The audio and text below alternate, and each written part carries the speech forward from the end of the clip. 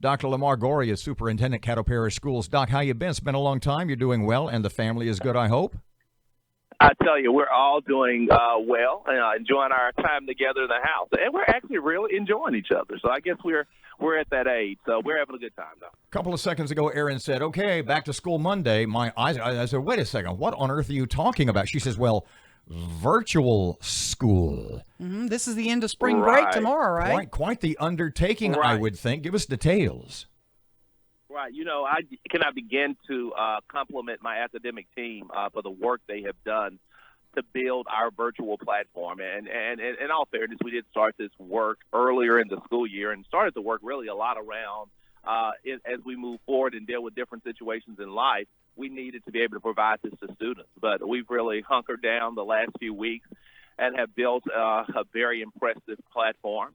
On top of that, our principals and teachers have done a wonderful job of setting up their Google Classrooms, communicating with families to make sure that they're logged in and ready to move forward on Monday with our platform district-wide. I also have to compliment several of our schools, especially our high schools. And my daughter, of course, is a high schooler they've been doing Google Classroom all year. So I do think for a lot of our children, the transition is not going to be as challenging as it will be for the new homeschool teachers. Okay, let me ask I don't want to say cynical question, but what percentage of students do you think is actually going to take part?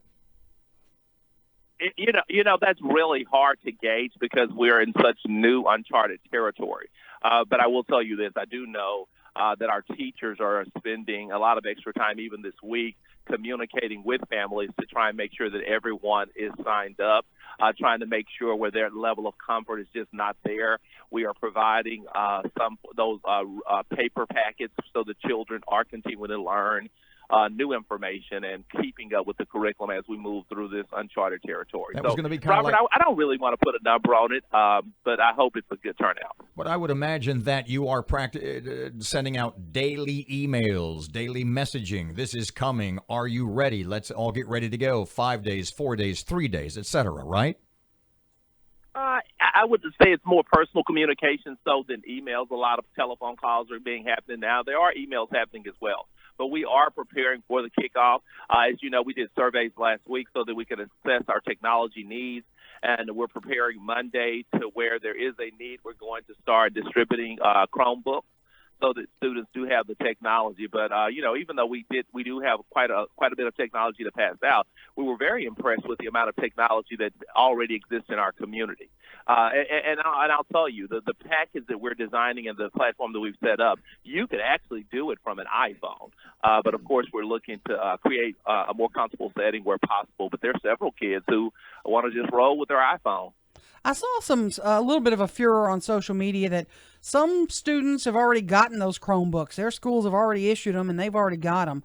And some are having to wait until Monday. What is the distribution going to be like Monday? Do they show up to the school? What's the process?